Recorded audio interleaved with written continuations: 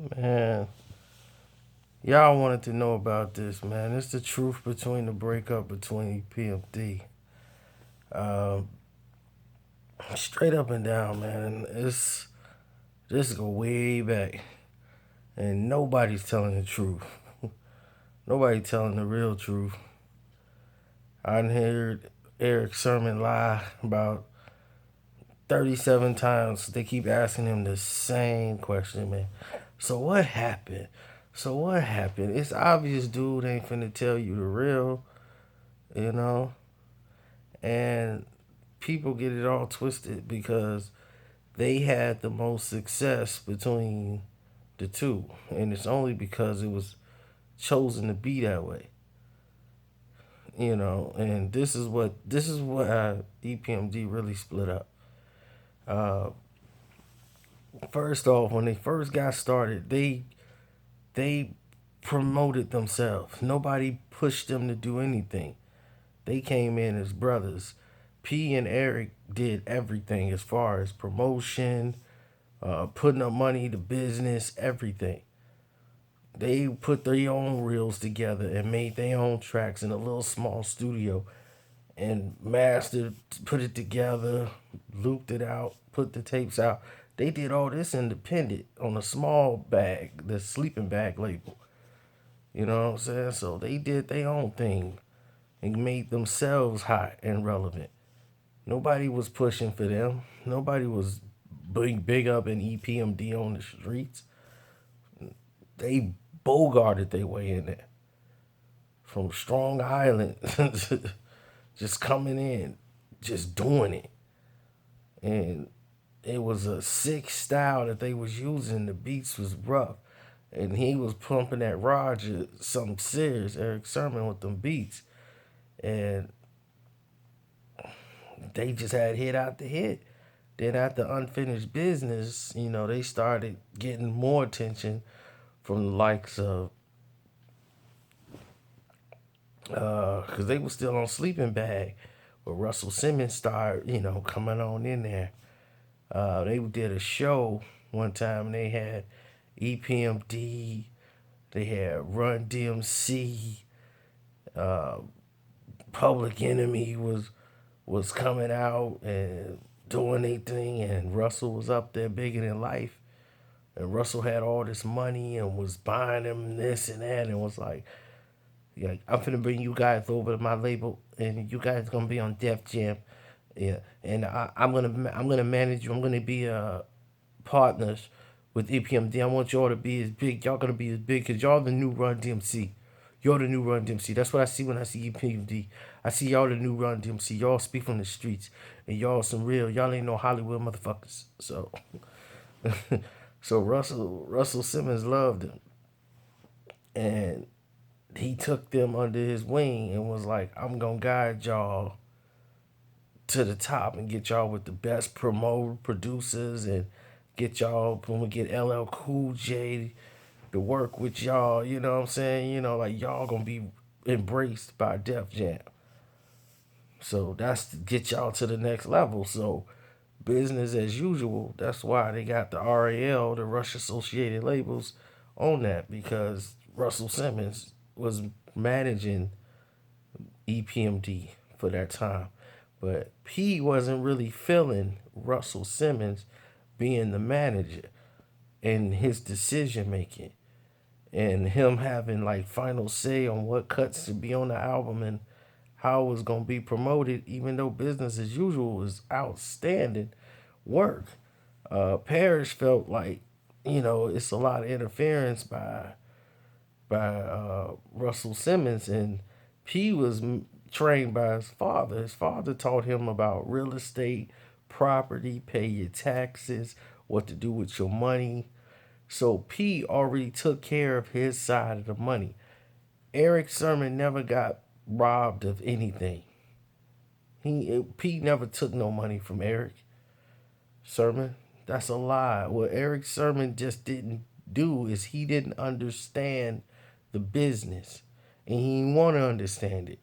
P was trying to tell him something. Man, you do the business, man. I'ma just, I'ma just do the music. And what Eric meant was, you take care of my taxes and everything for me, and just give me my money, and you also be my manager and make sure my money's straight. That ain't Eric. That ain't Parrish's job. Parrish is to make sure you get your 50%, I get my 50%. And the thing is Eric Sermon wasn't responsible with his money. Eric was buying cars, buying trucks, buying this and that, not paying taxes and doing the things that he's supposed to do as a man. He thinking Parrish is taking care of him. That's not his job. It's to take care of you. Your job is to take care of your money. And was like, oh man, well, you should have been teaching me the business then, man. That's your fault because you ain't teach me the business. You ain't want to know. You wanted to make music. That's it. You didn't care about none of that business stuff. Remember? Every time somebody brought, I don't care about that business stuff. I just want to make my music. So don't get mad when you all of a sudden things ain't going your way. And all of a sudden he broke. And he mad because P got money. And P had a lot of money because what he was did, and this is what Russell Simmons was pissed about, is that he took Dawes Effect. He already had K Solo, and he had a multi-million-dollar deal. He got them through Atlantic because he had already worked with K Solo and got K Solo a deal with Atlantic. And so P was doing that on his own before he even made Hit Squad and everything else. It was his idea to let's create this label, bring the money in, sign our own artists, and we'll get paid off that. We split the money 50-50. So that way we don't have to be rapping till we 40, 50 years old. We just gonna keep putting out artists, and then we gonna fall back and let them go. They laid a foundation where nobody's seen that since. When they had Dawes Effects, Redman, Epmd, and I think K Solo, all four of them was on the charts in the top 20. Come on, man. They was doing it. They was doing it something big. And they was just young and ambitious. But Russell Simmons comes in there and starts getting close to Eric Sermon. And Eric Sermon and getting all in Eric's head and telling Eric, you got to start thinking about you. You got to start, because you promoting the beats, man. You got artists like Redman. You brought Redman over to Def Jam, because see, at the time, Redman was supposed to be Hit Squad, and they gonna put Redman album out with them. But when they did the Dawes Effect album over there with Atlantic and not with Def Jam, that's why they were signed with Def Jam, but Russell Simmons wasn't the manager no more. He wasn't with Rush Associated Labels. They were on their own because they wanted to promote and manage themselves. And Russell didn't like that. So he's trying to pull Eric Sermon over to him and get P out of there. Because P is the problem, because he's the one that's business savvy. And Eric Sermon he wants Eric Sermon to be over there with him. A lot of people thought Russell Simmons and Eric Sermon was, that was street talk at the time. Like, oh man, look, he all over Eric Sermon because he really talked to P. He liked to talk to Eric because Eric didn't know what was going on, Eric Sermon.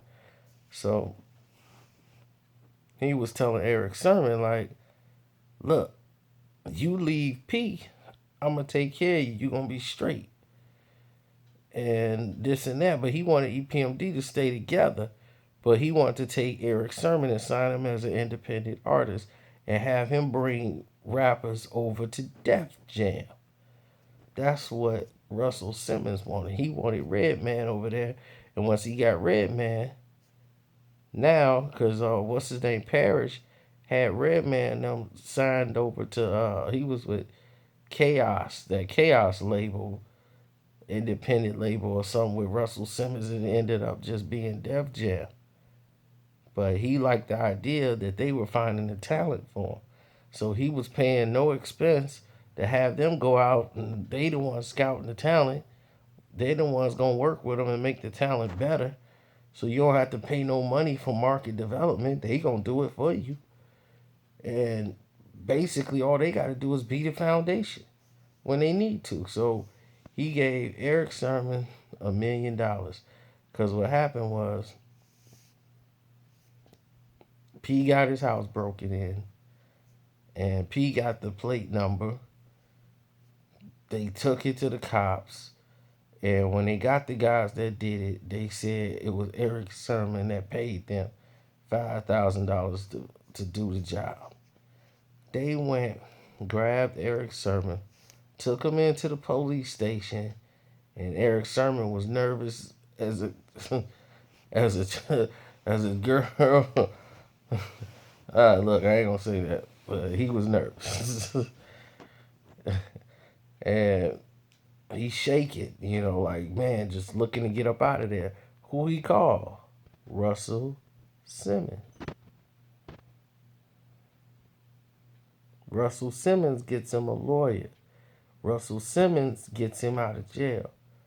Russell Simmons sends him straight to Atlanta, where he stayed in one of the houses that Russell Simmons had. And Russell Simmons cut him a deal in less than a week. In less than a week, Russell Simmons was working on a deal for him. So Eric goes to Atlanta and all of this stuff, and he chilling out there. So they decided they was gonna do the tour, and they just did a couple of shows, and then it blew up. They couldn't continue to do it no more. It was done, and they never had the discussion about what had happened. Even though P was like, some of the dudes is on tour, and Eric is like, that don't make no sense because he didn't even know. He's like, why would they be on tour when they all pulled us into the station? And when Eric Sermon, like, they questioned him, and he got out of jail after they questioned him, and he broke to Atlanta because he felt like they was finna try to pin something on him. So he was nervous about that. So he got set up in Atlanta, and then Russ hit him with that $1 million deal. Now he got Redman. He got his own label, Def Squad. It happened so fast. So fast. Like it was planned. And P took that tour because he wanted to get his artists out there so they could see him, but P was leaving. P was going to lead a label and lead all that behind. Once he saw what was going on, P was like, okay, I'm out of here. P's like, it's over. So when P left, because P was the one that left, when Eric was talking about the money and his money ain't right, that was on him. He was the one that was screwed up, not the other way around. So when the situation went the way it did, it was like, look, you do you, I'm gonna do me. P go. P got to deal with RCA. He liked his deal. His father was helping him out. He was managing them. They doing their thing. And he got his own operation. They had a meeting. He was like, Das Effect is going to stay with him because in K Solo, they were basically with, P, because P brought them in and he got Redman. Redman came in with Eric. So Eric got Redman, and then he picked up Keith Murray. And that's been the Def Squad right there. And it was starting from scratch. And Def Squad was going to always smash P. Because even though PMD had a hit single coming out doing his thing, he wasn't dissing Eric on none of his songs. But yet and still, when he put out Shady Business, Def Jam did everything they could to smother the promotions, deadlines, canceling shows. They was sabotaging PMD's album. because they wanted Eric Sermon to be out there. And Eric had a successful album, and he had some nice songs, but Russell Simmons didn't care about Eric Sermon making records. He cared about Eric Sermon bringing in talent to Def Jam that could sell records. He wanted the Keith Murrays. He wanted the Redmans. He wanted all these deals going through him. He wanted Def Jam to get a piece of anything that they had that was coming. So that $1 million investment turned out to really be nothing. You know, that's that's nothing for Russell Simmons. You know, that's like an album budget basically. But what he got in return, because you got a guy in Eric Sermon who don't know how to run the business, and he got a record label now, and he basically gonna do all the work for you, and you got no risk. So all or nothing. It was no pressure. And that was a classic album. You know, Eric could focus on music and just put it out.